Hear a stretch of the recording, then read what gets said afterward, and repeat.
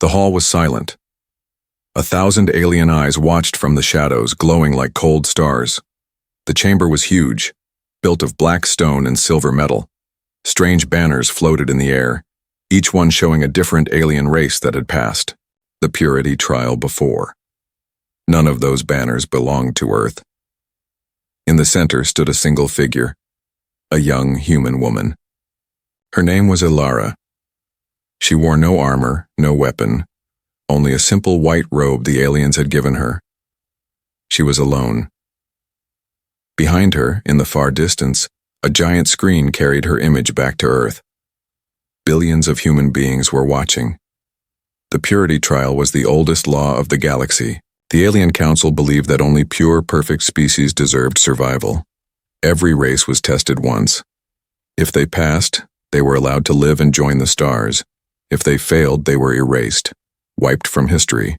And now it was humanity's turn. Ilara's hand shook, though she tried to hide it. She could feel the cold floor beneath her bare feet. She could feel the heavy silence pressing on her chest. She whispered to herself, almost too soft to hear, "I must not fail. If I fail, they all die." High above, on a raised platform, the alien judges sat. Their faces were hidden behind masks of silver. They looked down at her as if she was already less than nothing. One of them spoke in a voice that echoed like thunder. "Human, you have been chosen as the representative of your species. You will take the purity trial. You will be tested for truth, for mind, and for spirit. If you succeed, humanity will be allowed to live. If you fail, humanity will be erased." The chamber door slammed shut. The first test began. A giant crystal rose from the floor in front of her. It glowed with a red light. The alien voice continued, "Place your hand upon the crystal. It will read your soul. Only the pure may stand." Ilara swallowed hard. Her throat was dry. She raised her trembling hand and pressed it against the crystal. At once, light rushed into her arm. She gasped. Her heart raced. She felt as if every memory of her life was being pulled out and shown to the crystal. Her childhood, her laughter, her fears, her secret doubts. She saw flashes of Earth, of oceans and forests, of cities filled with people. She felt the weight of the whole world pressing on her. The crystal grew brighter. The light turned white. For a moment, hope filled her heart. Maybe she was passing. Maybe humanity would be saved. Then the light flickered. It turned black. A sharp crack split the air as the crystal shattered into pieces. The sound echoed across the chamber like the breaking of a planet. Ilara fell to her knees. The silence that followed was worse than any sound. The alien judges did not move, but she could feel their eyes burning into her. "She has failed," the voice declared. "This human is impure. This species is unworthy." Ilara's heart stopped. Her breath caught in her throat. "No," she whispered, shaking her head. "No, please. Test me again. Please." But the judges gave no mercy. Their verdict was final. All humans are to be erased. The words hit her like a blade. She thought of Earth, of her family, of the billions watching her right now. She thought of the children who would never grow old, the dreams that would never be lived. Tears filled her eyes. She had failed. Far away on Earth, the broadcast cut to silence. Then came screams, protests, chaos. People cried out in rage and terror. But in the alien hall, there was only stillness. Guards moved forward, towering creatures with armor of steel. They grabbed Ilara's arms and pulled her to her feet. She was too weak to fight. She hung her head as they dragged her away, her tears falling on the black stone floor.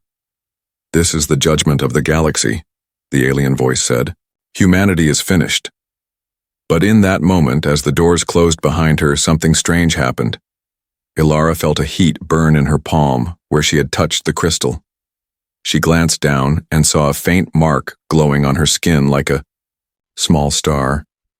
She did not understand what it meant. The guards did not notice, the judges did not see.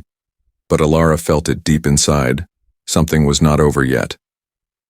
The chamber lights dimmed.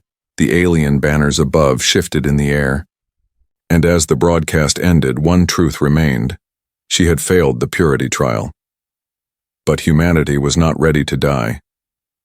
The silence after the verdict was louder than any explosion.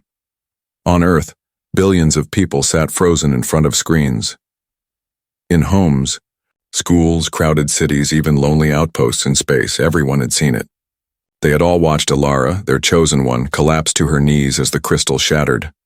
They had all heard the alien voice. Humanity is unworthy. Humanity must be erased. At first there was shock. People simply stared, unable to believe what they had heard.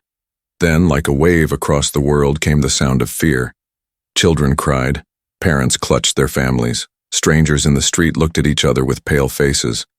The words sank in, erased, not punished, not enslaved, erased, gone forever.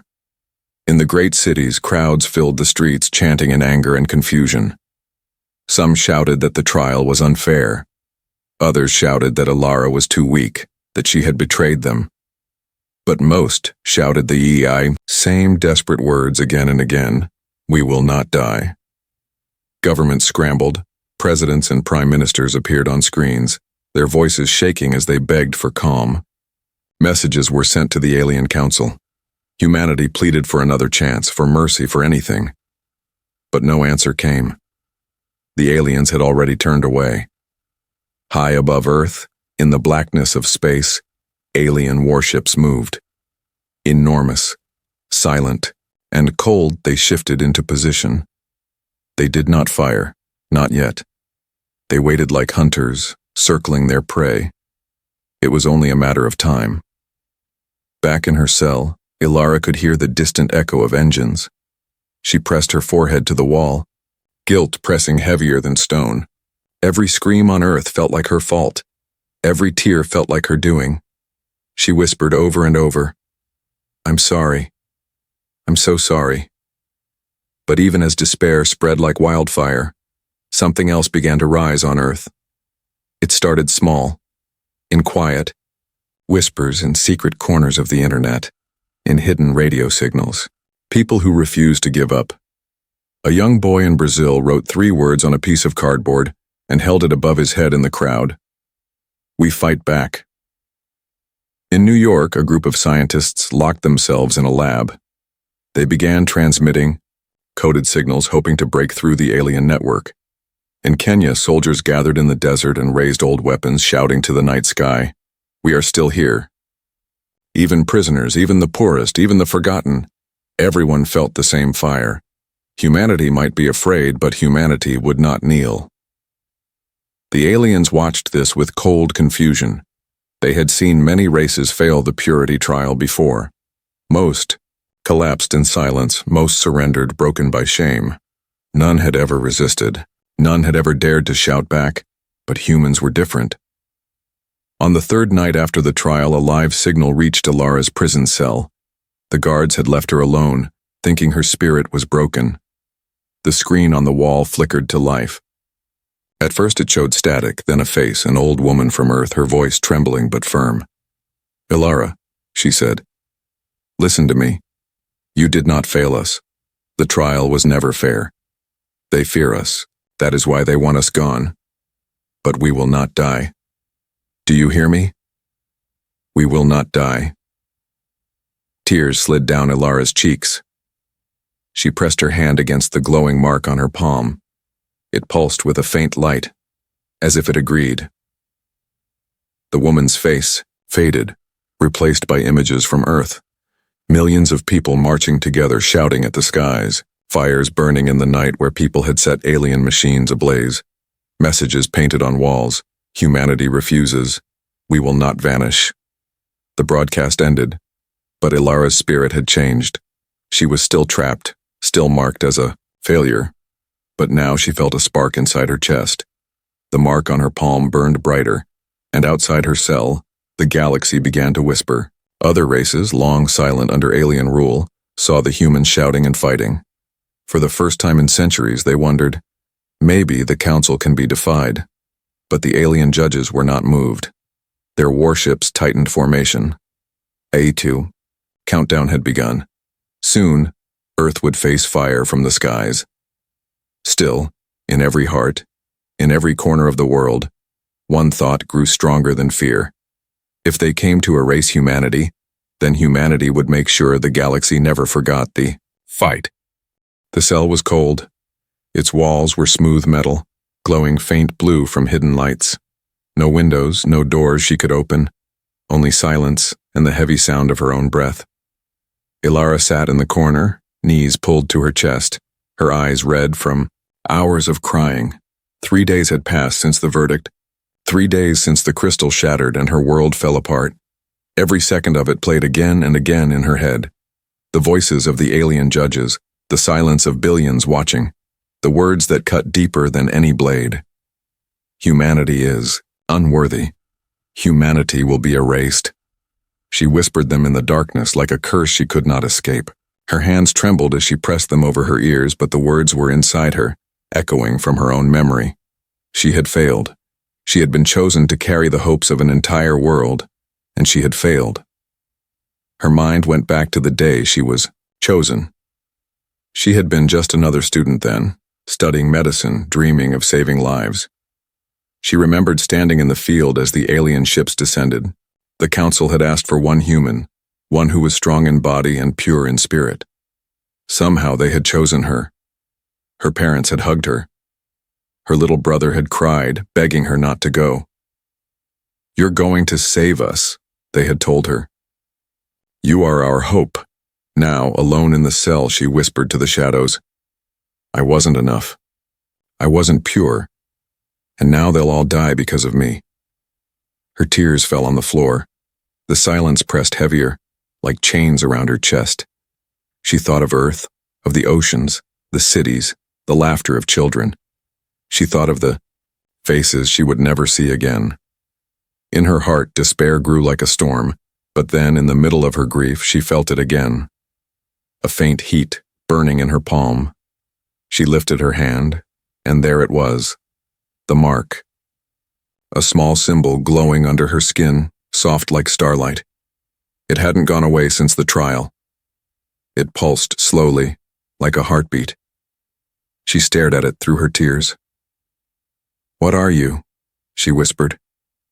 It was not pain. It was not weakness. It was something else, something alive. The more she looked, the more she felt a strange energy inside her veins, as if the mark was whispering, "You are not finished." Her thoughts were broken when the cell door hissed open. A tall alien guard entered, his armor black and sharp. His eyes glowed yellow behind his helmet. He carried no weapon, he didn't need one. To them she was harmless. He placed a tray of food on the floor, a gray slab of tasteless matter. He turned to leave, then stopped. For a long moment, he stared at her glowing hand. Ilara quickly hid it under her robe, heart racing. The guard tilted his head, as if curious, but said nothing. He closed the door and left her alone again. She sat frozen, the mark still burning faintly under her skin. Did he see it? Did the council know? If they did, why hadn't they killed her already?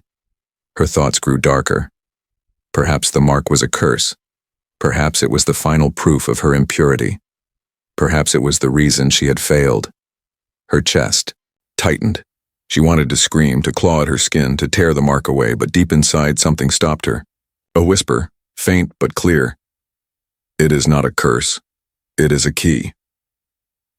That night, she dreamed.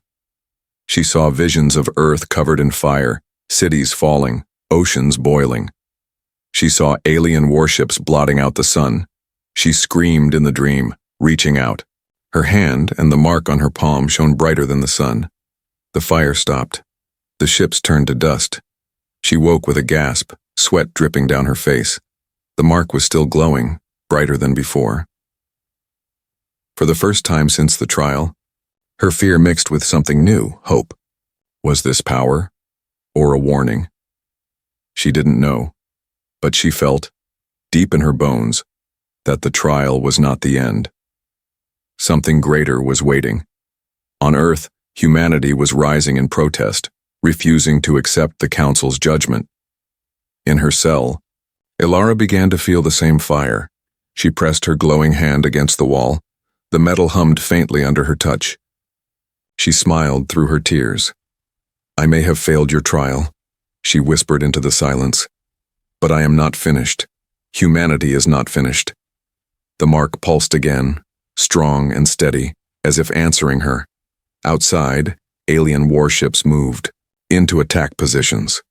Inside, a broken girl sat in the dark, her despair now mixed with something dangerous. A spark. And sparks, in the right hands, could burn down empires. The alien judges thought it was over. In their long history, no race had ever stood tall after failing the purity trial. Some begged, some hid. Most simply waited for the end. The galaxy was used to silence after the council's judgment. But humanity was not silent. Humanity roared. Across Earth, cities that once buzzed with daily life now thundered with protest. From the crowded streets of Mumbai to the frozen villages of Siberia, people lifted their voices together. They painted walls, raised banners, hacked into every broadcast they could find. The same words appeared everywhere, written in 100 languages but carrying one meaning: we refuse. In Washington, leaders gathered in underground bunkers. Their voices shook with fear but grew stronger with each hour. "We cannot wait for mercy," one general said. "We must prepare to resist." Around the table, heads nodded. Weapons were checked, satellites re-aimed. Old plans, long buried, were pulled out once more. In Beijing, hackers worked day and night, sending coded viruses into the alien networks. They knew it was like throwing pebbles at mountains, but still they tried. Every spark mattered. In Nairobi, people built hidden camps, training ordinary farmers and workers to fight. Old rifles, bows, even sharpened sticks. Anything that could be held in human hands was raised, and in the skies, pilots stood ready in rusting jets, ancient machines compared to alien warships. But their voices rang with fire. "If we go down fighting." The alien council watched in confusion. One masked judge whispered to another, "They should be broken. They should be begging." But humans were not begging. They were daring to resist. Even the guards in Ilara's prison began to notice. They whispered as they passed her cell, muttering about chaos on Earth. Though they tried to hide it, she heard.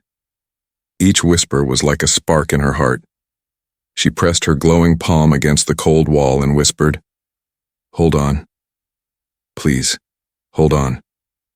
One night, she was granted a view of the stars. The guards dragged her through a long hallway with windows that looked out into space. Beyond the glass, she saw Earth, blue, shining, fragile.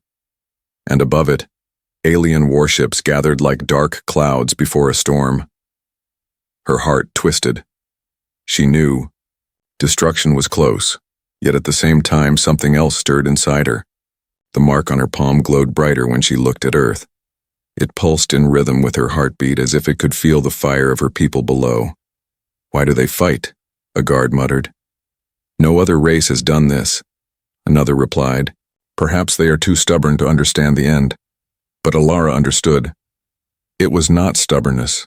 It was love. Humans loved too deeply to give up. Love for family, for home, for dreams yet to be lived. That was their weapon. Back on Earth, a secret signal was sent into the stars. Scientists from different nations had come together, their pride set aside, their only goal survival. They aimed powerful antennas into space, sending one phrase again and again, "We are still here."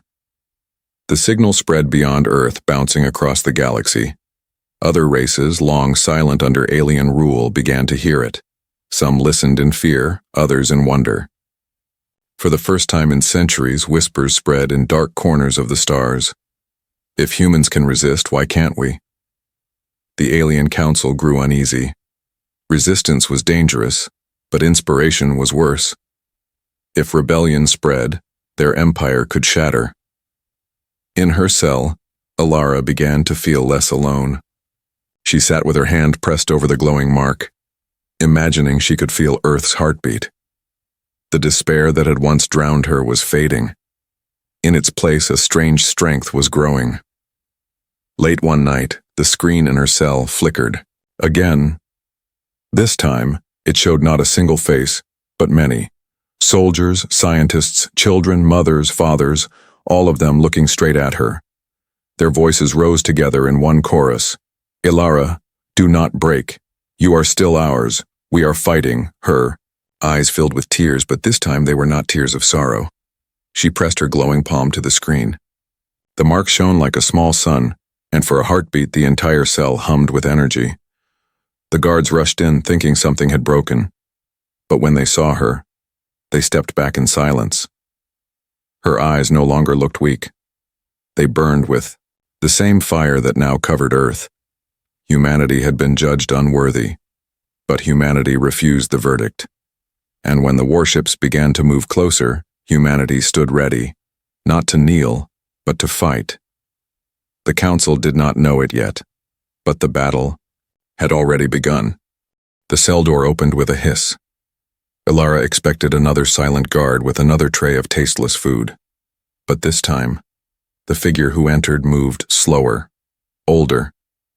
His armor was scratched, his steps uneven. His eyes glowed faint yellow, softer than the others. He set down the food, but instead of leaving, he lingered. His gaze settled on her hand, the hand with the faint glowing mark. "You hide it," he said, his voice rough. "But I have seen it." Ilara's heart froze. She clenched her fist, trying to cover the light, but the glow only pulsed brighter. "What is it?" she whispered. The guard lowered himself onto the bench opposite her. For a long moment he said, "Nothing." Then he spoke in a quiet tone, almost as if he feared the walls might be listening. "It is the reason you failed." Her breath caught. "The reason I failed?" The guard nodded slowly. "The purity trial is a lie. It was never about truth or spirit or worth. It is about control. The Council fears what it cannot chain. Many species are weak, easy to guide, but humans—" His voice trembled. "Humans change, humans grow too fast, and the mark on your hand proves it." Ilara stared at him, the words burning in her mind. "The trial was rigged?" "Yes," the guard said. "The crystal did not reject you, it revealed you. The mark is not impurity, it is evolution. It shows what your species is becoming. Something new, something beyond their order." Her pulse quickened. She looked at the glowing skin, the strange light that had haunted her since the test. Evolution? Could it be true? The guard leaned closer. His voice dropped even lower. "Do you think you were the first human chosen? You were not. There were others, long before your time. Quietly taken, quietly erased. All of them showed signs of change. The Council could not allow it. So they broke them. They buried the truth." Ilara's stomach turned. Her hand shook as she gripped the edge of the bench. "So, we never had a chance. Humanity was doomed before I even stepped into that hall." The guard's eyes glowed, brighter. "Not doomed, chosen. The Council's fear proves it. If you were truly weak, they would not fear you." She looked at her palm again. The mark pulsed, steady and alive. Not a curse, not impurity. A key. The old guard rose to his feet. "The others will not tell you this. They believe in silence, in obedience. But I have seen empires rise and fall. And I tell you this, your people may be the storm that ends theirs." He turned to leave, but Ilara called after him, her voice desperate. "Wait. If the trial was a lie, if the mark means something, what am I supposed to do?" The guard paused at the door. He did not turn, but his words hung heavy, in the air. "Listen to your people. The answer is not in their trial. The answer is in you." Then he was gone. The door sealed behind him. Ilara sat in silence, her mind spinning. Rigged. Evolution. Fear. The Council had lied, not only to humanity, but to the entire galaxy. She pressed her glowing hand against her chest, feeling its heat sink into her heartbeat.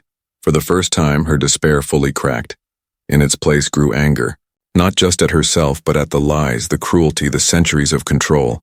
She remembered the voices of Earth on her screen, the chorus of millions refusing to give up, the fire in their chants, the defiance in their eyes. They were not broken. They were not unworthy. They were becoming something the Council could not stop. A thought rose inside her, dangerous and clear. The purity trial is their lie. Our resistance will be the truth. That night she dreamed again. In the dream, she stood on a battlefield under burning skies. Alien ships rained fire, but she raised her hand. The mark blazed like a sun, and behind her billions of humans stood, together. The ground shook not with fear but with the steps of a united people. She woke with a start. The glow on her palm was stronger now, spreading faint lines up her arm like veins of light. She did not hide it. Not anymore. She walked to the wall and pressed her hand against it. The metal shivered under her touch, as though reacting to her energy. She smiled through her tears. They fear us because they know the truth, she whispered. We are not finished. We are only beginning. Far above Earth, the alien council gathered in secret. Reports of human resistance filled their chambers. The whispers of rebellion from other races made them uneasy. And one word appeared again and again in their records: the mark. They could hide the truth for a while longer, but not forever. Humanity's secret was out. And in the heart of a lonely cell, Alara held that secret in her hand. The old guard never returned. Days passed in silence, but his words burned inside Alara's mind. The Council fears you. The answer is not in their trial. The answer is in you. The mark on her hand spread now, glowing veins climbing her wrist, faint but steady. She no longer tried to hide it. She sat with her palm open, staring at the light, learning to feel its rhythm. At first it was just warmth. Then, slowly, it became something more. An energy, alive, waiting. One night, the silence broke. Her cell shook with a deep vibration. Alarms wailed through the alien halls. Red lights flashed. Outside, muffled voices shouted in panic. Alara pressed against the door, her heart racing. Something was happening. Then the screen on her wall lit up, not with the Council's cold symbols, but with a human face. A young girl, her hair messy, her eyes fierce. The signal crackled, broken but clear. Alara, this is Earth Command. We broke into their network. You don't have much time. Listen carefully. Alara's breath caught. How? How did you? No, time, the girl said. We've started coordinated attacks. Not big ones, but enough to distract them. Small victories. Enough to show them we won't kneel. But we need you. We need your voice. You are still our symbol. The screen flickered, then cut to static. The connection died. Alara stood frozen. They needed her, but she was locked in a cell, powerless. No, not powerless. She looked at her hand. The mark pulsed, glowing brighter as if it had heard the call. She pressed it against the door. Heat surged through her arm. The metal hissed, trembling under her touch. A sharp crack split the air. The door began to glow red, lines of molten light spreading across its surface. Her eyes widened. She pushed harder. With a scream, the door shattered, collapsing into glowing shards. Smoke filled the air, alarms screamed louder. But Alara stepped through, her eyes burning with new fire. Guards rushed toward her. Their armor clanked, their weapons raised. She lifted her glowing hand instinctively. A wave of light burst from her palm, slamming into them. They flew back like leaves in the wind, crashing into the walls. Not dead, but stunned, broken, afraid. Alara gasped at her own power, but there was no time for fear. She ran. The corridors, twisted like a maze lit by flashing red lights. She could hear the chaos all around, explosions in the distance, alien voices shouting in confusion. The human attacks were working. They had given her this chance. She turned a corner and almost collided with the old guard. His armor was cracked, his face pale. For a moment they stared at each other in silence. "You," Alara whispered. He nodded once. "I told you, the answer is in you." He handed her a small device, its surface glowing faint blue. "This will open a signal channel. Send your message. Let them hear you." Before she could speak, more guards appeared. The old alien drew his weapon and stepped forward. "Go," he roared. "I will hold them." Alara wanted to argue, but the mark on her hand burned hot, pulling her forward. She ran, clutching the device, tears in her eyes as the sounds of battle faded behind her. At last she reached a vast chamber, filled with windows that looked out into the endless dark of space. Earth hung far below, small and bright.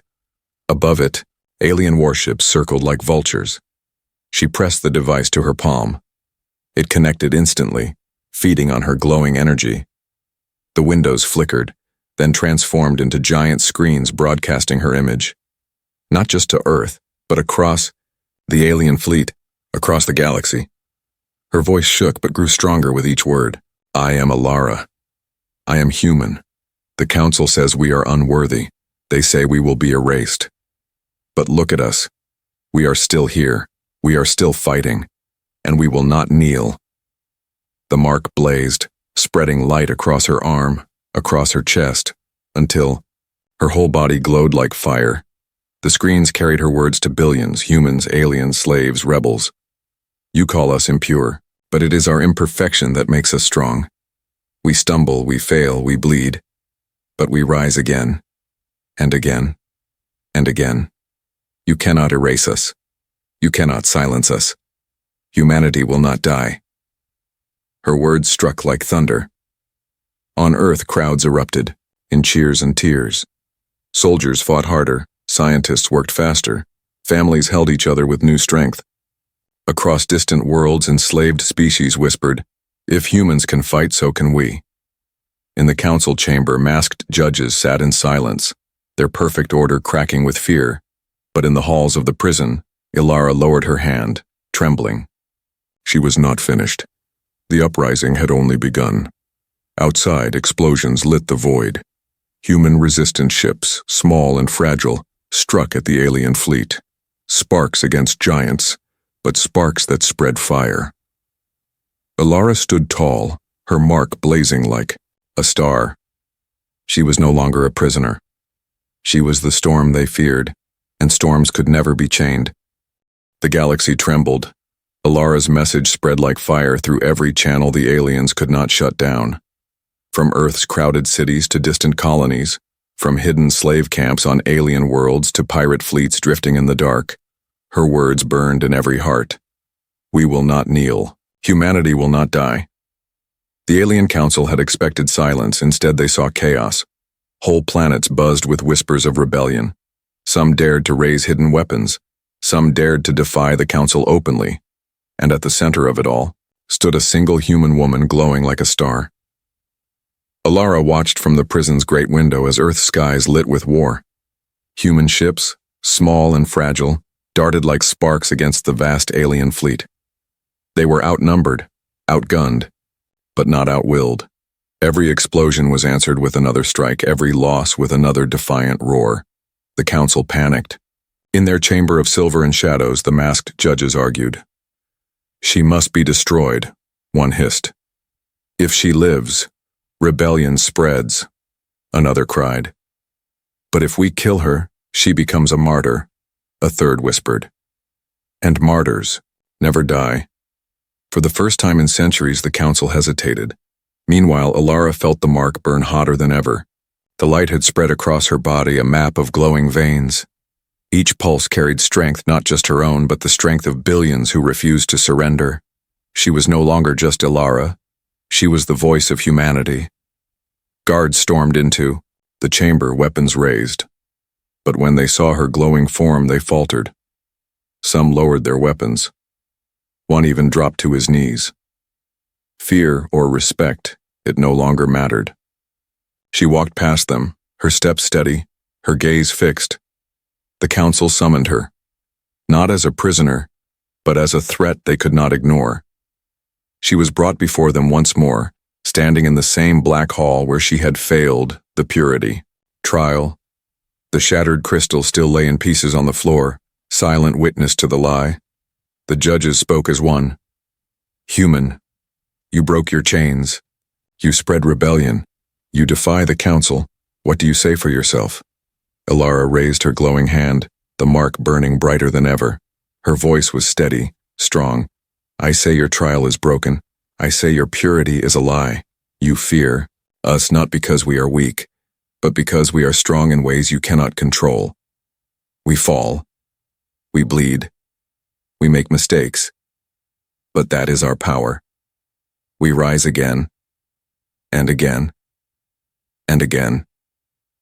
The chamber shook with her words. The pieces of the crystal trembled on the floor, glowing faintly. You call us impure, Ilara said, but it is our imperfection that makes us unstoppable. We learn, we adapt, we love. And no trial, no council, no empire can erase that. The council sat frozen. Never had a condemned one spoken this way. Never had the lie been named so boldly. Beyond the hall, the sounds of battle grew louder. Human ships broke through alien lines. Explosions painted the void.